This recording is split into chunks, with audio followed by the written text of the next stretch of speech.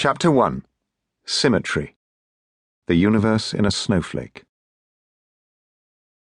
There's a photograph of Wilson Snowflake Bentley that I love. A tilt of the head, content, protected from the cold by curiosity, absorbed in nature's detail, which he holds carefully in both hands, oblivious to the snow falling on his hat. No gloves. As a 15-year-old farm boy from Jericho, Vermont, Bentley spent the snow days from November to April with a battered microscope sketching snowflakes before they melted away.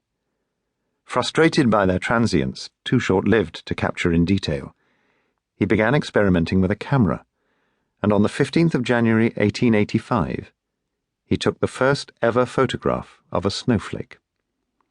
Over the next 45 years, he collected over 5,000 images and dedicated his life to carefully observing and documenting the raindrops, snowfalls, and mists that swept across his farm. These delicate snapshots of a world available to everyone but rarely seen captured the public imagination. How could they not? They're magical, even today in an age familiar with photography. I challenge anyone to look at these structures, endless and most beautiful, to paraphrase Darwin, and not be curious. How do they form? What natural mechanism could mimic the work of a crazed, impatient sculptor, obsessed with similarity and yet incapable of chiseling the same thing twice? These are questions that can be asked about any naturally occurring structure, and which Darwin famously answered for living things in On the Origin of Species. In May 1898, Bentley co-wrote an article for Appleton's Popular Science with George Henry Perkins, Professor of Natural History at the University of Vermont, in which he argued that the evidence he'd collated frame by frame revealed that no two snowflakes are ever alike. Every crystal was a masterpiece of design, and no one design was ever repeated, he wrote. Their uniqueness is part of their fascination and romance, yet there is undoubtedly something similar about them. They share a sixness. Which is more interesting? Perhaps it depends on the character of the observer. Johannes Kepler is best known for his laws of planetary motion. He pored over the high-precision astronomical observations of the Danish astronomer Tycho Brahe, just as Snowflake Bentley pored over his photographs, and he noticed patterns in the data. These patterns led him to propose that planets move in elliptical orbits around the Sun, sweeping out equal areas in equal times, and with orbital periods related to their average distances from the Sun.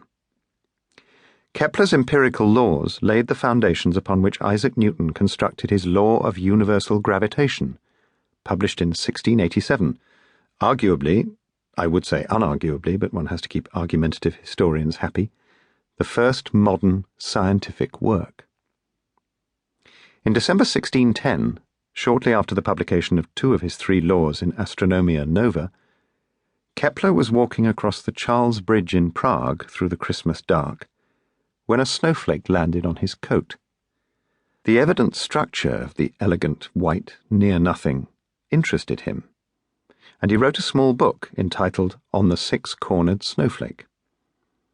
It is a piece of scientific writing that transcends time and provides an illuminating and entertaining insight into a great mind at play. The title page of the book is addressed to the Honourable Councillor at the Court of His Imperial Majesty, Lord Matthaus Wacker von Wackenfels, a decorated knight and patron of writers and philosophers, my lord and benefactor. Modern language lacks a certain flourish. I wish I had something equally magnificent with which to begin this book. As a modern research proposal, Kepler's six-cornered snowflake would fall at the first hurdle, because it begins, I am well aware how fond you are of nothing, not so much on account of its inexpensive price, as for the charming and subtle jeu d'esprit of playful Passero. Thus I can easily tell that a gift will be the more pleasing and welcome to you the closer it comes to nothing. Now there's a statement of projected economic impact. The closer my research comes to nothing, the more valuable it is. Stick that on your spreadsheet.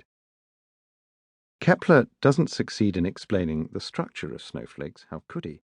A full explanation.